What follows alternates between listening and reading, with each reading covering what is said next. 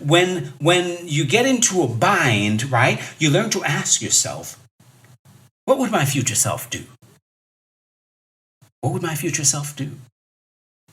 Is my future self the kind of person who is going to skip the gym today just because they don't feel like it? Skip my workout today because I don't feel like it? Oh, I don't feel like eating what I have on my plan today because I feel like something yummy. I feel like anytime your phrase start with "I feel like," and that's talking about eating. You know that. Well, that's emotional eating, right? You're not eating because you're hungry. You're eating for other reasons other than hunger.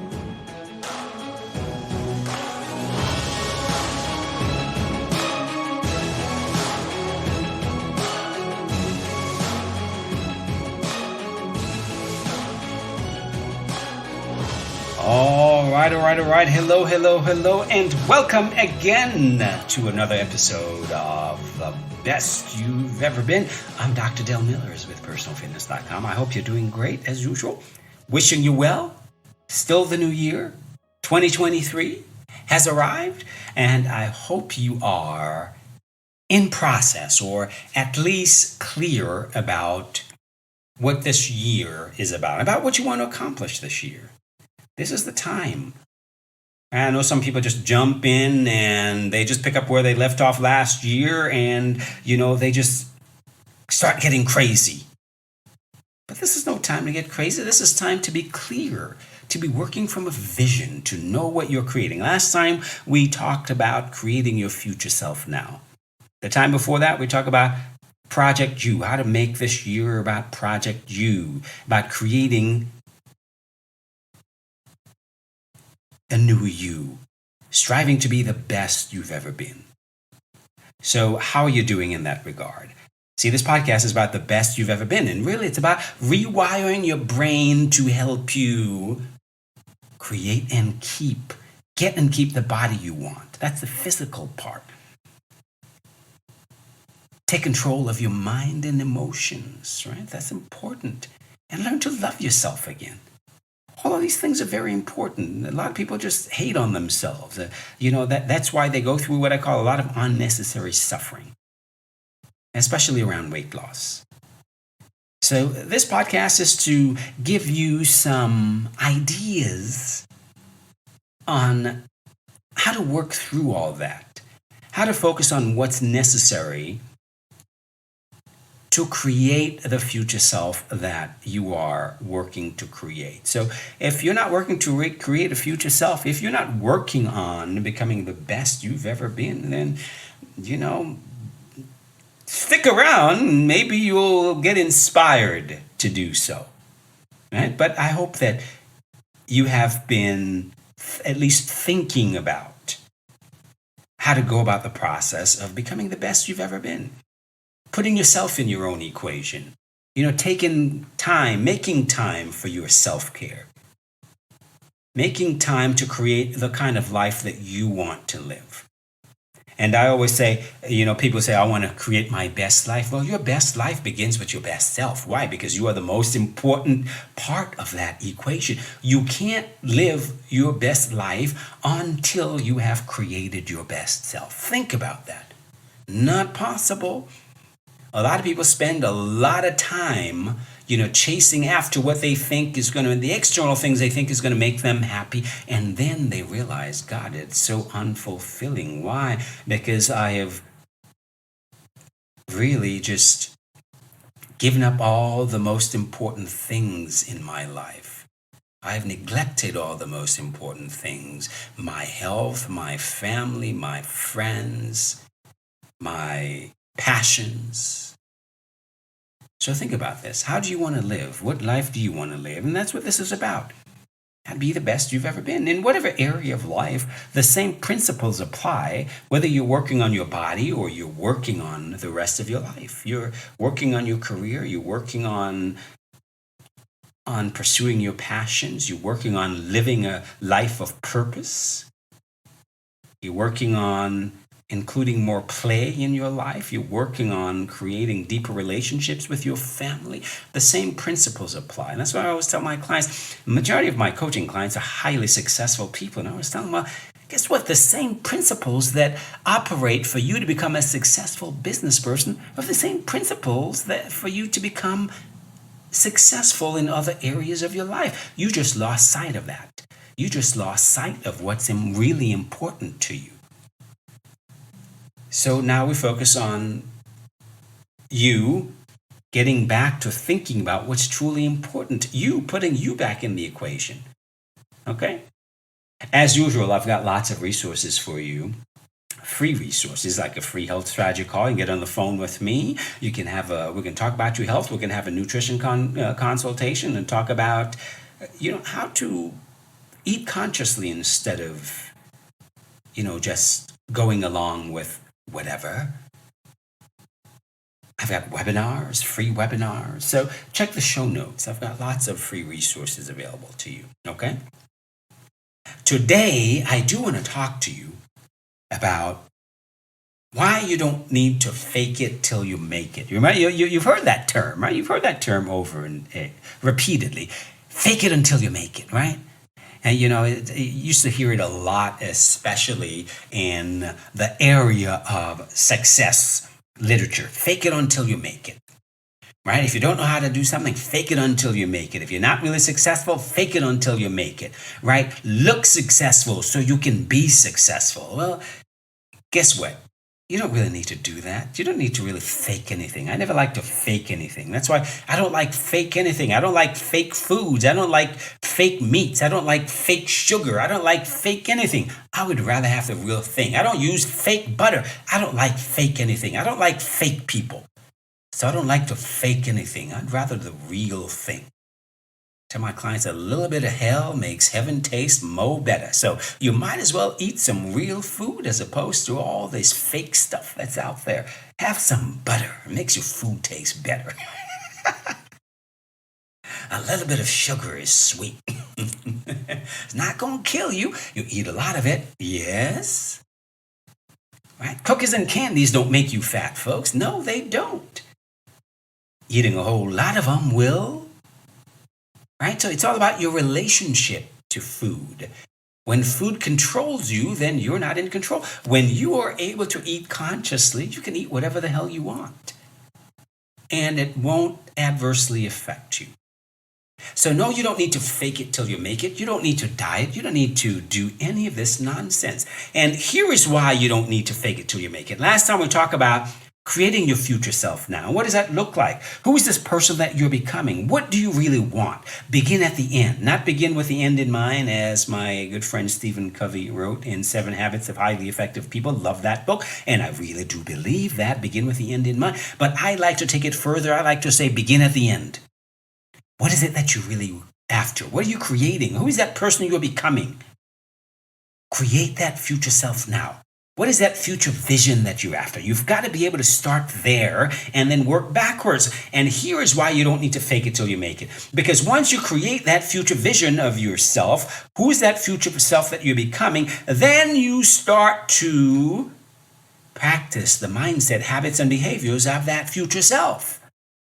So as you're practicing the mindset, habits, and behaviors of that future self, you are becoming more like that future self that you're creating. Eventually, as you start to master these mindset, habits, and behaviors, guess what? You start to be that person. You start to be a little bit more like that future self. And then you master more habits, you start to be a little more like that future self. So now you're being. You're not faking anything, you are being as opposed to becoming. There's a difference between becoming and being. You start, you are becoming. When you're working on it, you are becoming. As you start to master more and more of those habits, mindset, and behaviors and learn to make the right choices, you are now being. Ooh, there's a big distinction. So you don't need to fake it until you make it. You don't need to start acting a certain way. No, you just figure out What are those habits of my future self? What was my future self do? You want to lose 100 pounds? Well, be the person. Start with the person who have done that. You want to live medication free? Okay, well, start with the person who is living that version of yourself that is living medication free. 5 years from now, that version of yourself that has done that. You're successful. You're living the life that you want. You're on top. You're there, right? You have become.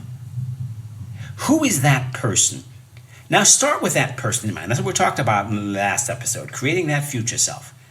Now we work backwards. What are the habits? What are the mindset? What are the behaviors of that person? Obviously, they did something to get there. What do they do?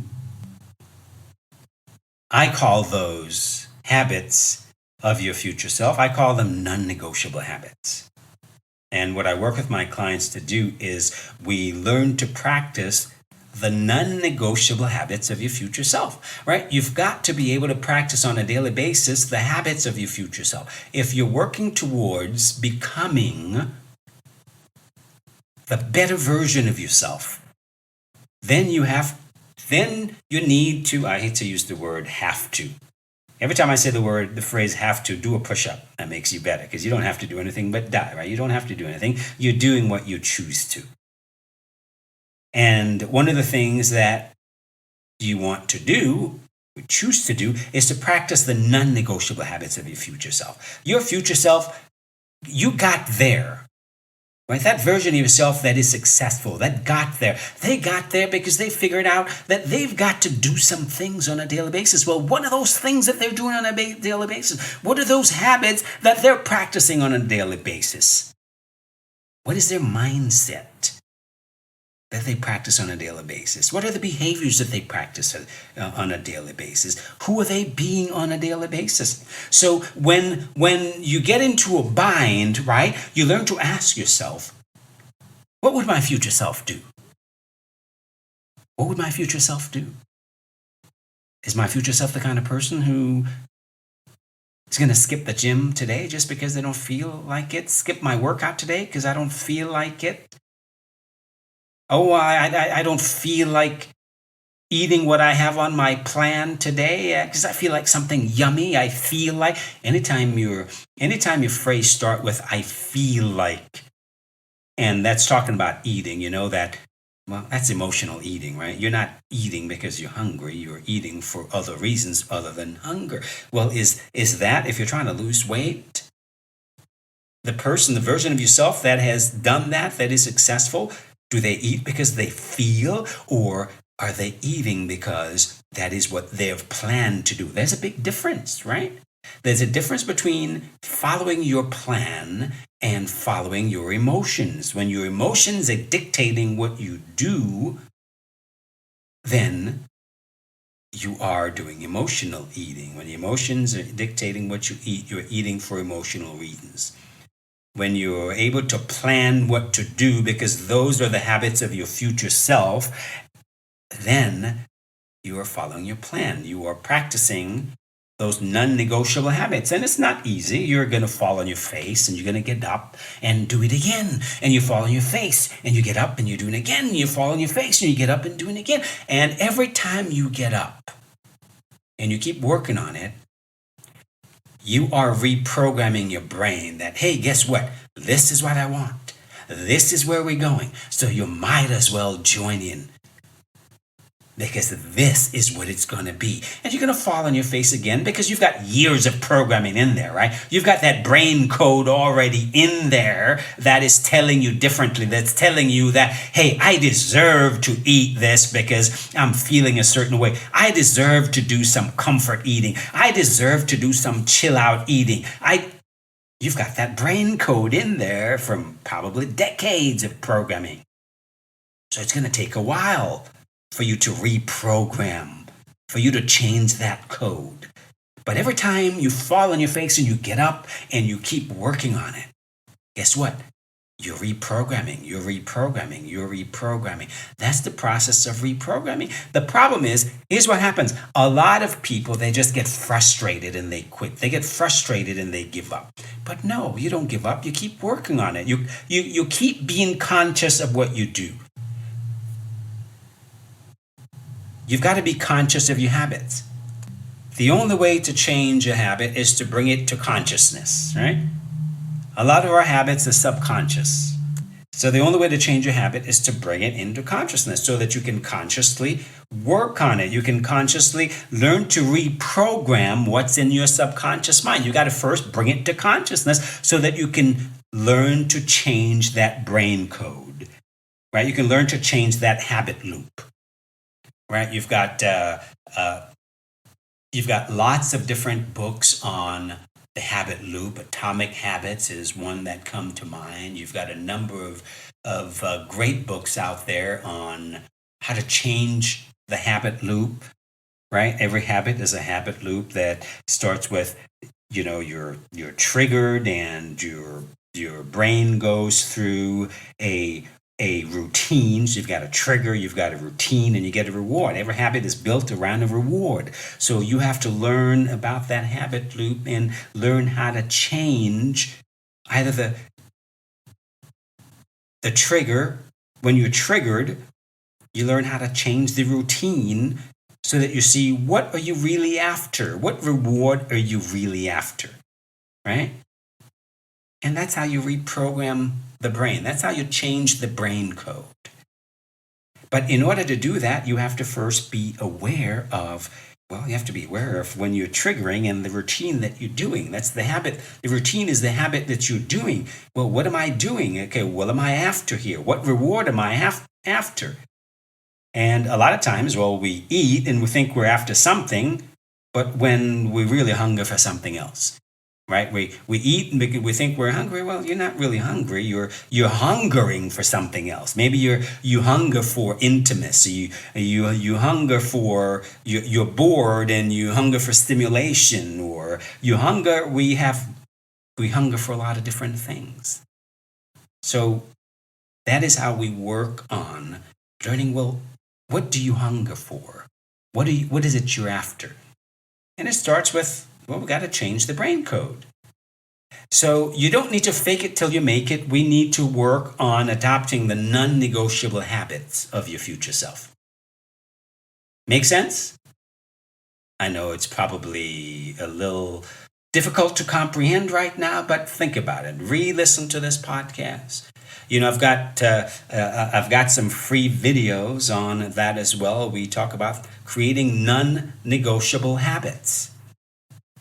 The other type of habits that I help my clients create are what I call guardrail habits, right? These are habits of your future self. Because think about it. I know people who've lost 100 pounds and regained it. How many times, right? Most of the contestants on The Biggest Loser TV show years ago, they lose a lot of weight. And guess what? Within a year, the majority of them, or almost all of them, every single one of the champions over 10-year period, every single one of the people who won that show, who've lost maybe over 100 pounds, all except one have gained all their weight back and more. Why? Because they lost it too soon. And number two, the most important thing is they didn't set up guardrails, right? People regain their weight because they didn't set up guardrails to catch themselves when they're slipping. Guardrail habits are habits that are designed to help you catch yourself when you're slipping. You got to be able to catch yourself when you gain the first 5 pounds. Otherwise, that 5 pounds become 10, that 10 becomes 20, 20 becomes 30. I hear it all the time. People say to me, the weight just crept up on me. No, the weight didn't just creep up on you. There's no way that 50 pounds crept up on you. You took your eyes off the ball. You didn't have guardrails set up. Right? Your clothes fit you very differently when you have gained when you're 10 pounds heavier, when you're 20 pounds heavier. Your clothes fit you very differently. Your pants fit you very differently. Your dress, ladies, fit you very differently. You're not able to fit into some stuff when you're a size 6 versus when you're a size 10. So you got to have some guardrails, whether that's a dress. Okay, this is the dress I'm wearing. And no, I'm going to keep wearing this dress. Well, when you can't fit in, if you get to the point, well, that dress is tight on you, well, that tells you something. Hey, I'm slipping. When you get to the point where that dress doesn't fit you anymore, hey, you're sliding. You're big time sliding. It's an avalanche. It's going. Unless you catch yourself, well, you're going to be way down at the bottom of the hill because you are sliding. So that 5 pounds, it's now 50 pounds. You have slid way down the hill. Why? Because you didn't have guardrails set up. You didn't have any guardrails set up to catch yourself at that 5 pound mark or at that 10 pound mark. You didn't have any guardrails set up. So you got to have some guardrails set up to catch yourself when you're slipping. Otherwise, you start to slide. And once you start to slide, it becomes very difficult to catch yourself when you're sliding. It's much easier to catch yourself when you're slipping. That's what guardrail habits are. Okay? So these are the habits of your future self, folks. So you don't need to fake it till you make it because you learn to develop non-negotiable habits and guardrail habits. Make sense? All right, that's all I've got for you today. Again, check the show notes for all the free resources I've got for you. You can get on the phone for a free health strategy call, nutrition consultation, whatever works for you. I am here for you. And I've got my webinars, my free webinars. Hey, listen, check it out, okay? I'm Dr. Del Millers, as usual, with personalfitness.com. And as I like to say before I leave you, may the best of your todays be the worst of your tomorrows. Take care. Catch you next time.